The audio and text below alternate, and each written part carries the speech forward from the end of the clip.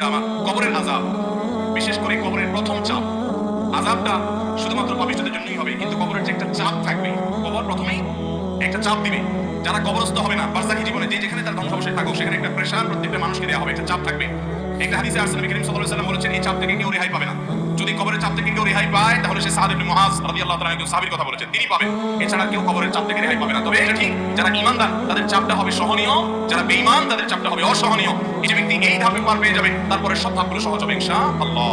অতএব ভাইরা আমার, কবরের এই চাপ থেকে আসলেই কেউ রেহাই পাবে না। এমনকি মুসলমানদেরকেও, ঈমানদারদেরকেও চাপটা দেওয়া হবে, তবে তাদেরটা কাফির এবং পাপিষ্ঠদের চেয়ে ভিন্নতর হবে, সহজতর হবে, কিন্তু হবে। সে হাদিস কিন্তু আছে, তার ধরন কেমন হবে সেটা একমাত্র আল্লাহ তাআলা ভালো জানেন। এই জন্য বিশেষ করে কবরের যে আযাব হবে, সওয়াল জবাব হবে, এগুলো থেকে মুক্ত হওয়ার জন্য, বিশেষ করে আযাব থেকে বাঁচার জন্য আমাদেরকে কিছু আমল করতে হবে। যেমন যারা চগলখুরি করে তাদের কবরের আযাবের আশঙ্কা বেশি হয়, এই জন্য চগলখুরি ত্যাগ করা এটা কবরের আযাব থেকে মুক্ত থাকার জন্য পূর্ব শর্ত।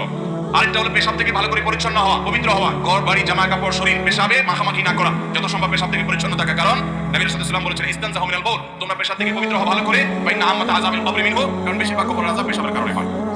এই জন্য পেশাব থেকে পরিচ্ছন্ন হতে হবে। কবরের আযাব থেকে মুক্ত থাকার জন্য, নাজাতের জন্য রাতে সূরা মুলক তেলাওয়াত করতে হবে। নবী সাল্লাল্লাহু আলাইহি ওয়াসাল্লাম বলেছেন, যারা রাতে শোয়ার আগে সূরা মুলক তেলাওয়াত করে, আল্লাহ তাআলা তাদেরকে কবরের ফিতনা থেকে বাঁচিয়ে রাখে। ঠিক একই ভাবে কবরের আযাব থেকে বাঁচার জন্য সাধারণত যে কোনো গুনাহ থেকে আমাদের বেঁচে থাকতে হবে। আল্লাহ তাআলা আমাদের সবাইকে সেই তৌফিক দান করুন।